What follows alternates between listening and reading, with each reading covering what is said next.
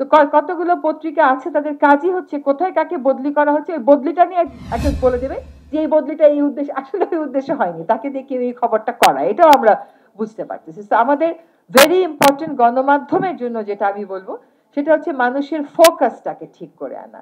মানুষ যেন Russell viper শুনে বা ডাকাত শুনে ওইটাতে অস্থির হয়ে ভালো কাজ কোনগুলা হচ্ছে বা কোন জায়গায় তার এনার্জি দিতে হবে সেইটা না দিয়ে সামাজিক যোগাযোগ মাধ্যমে ওই রাসেল ভাইপারে রিপোস্ট করতে না থাকে।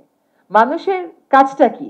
আপনি যখন দেখছেন যে আপনি নতুন একটা দেশ গড়ছেন, আপনি যখন দেখছেন সকল সংস্থা এবং বাহিনী যে ধরনের সমর্থন দেওয়ার দরকার ছিল দিতে পারছে না, দিচ্ছে না আমি বলবো না, দিতে পারছে না কারণ সিস্টেমটা তো কোলাপস করে গেছে। হ্যাঁ, সেক্ষেত্রে নাগরিক হিসেবে আপনার দায়িত্বটা কি? ভুল তথ্যটা কি বারবার প্রসার করানো, নাকি ইউ ডু সাম আপনার পার্টে একটু ফ্যাক্ট ফাইন্ডিং আপনি করবেন।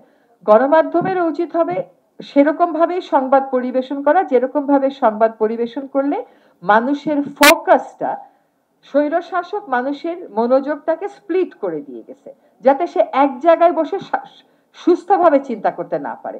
নতুন বাংলাদেশ গড়তে হলে আপনাকে সঠিক চিন্তাটা করতে হবে, সঠিক তথ্যটা আপনাকে জানতে হবে এবং ওই ওই মোতাবেক কাজ করতে হবে। সেজন্য আমাদেরকেও আমাদের ফোকাসটা ঠিক করে আনতে হবে।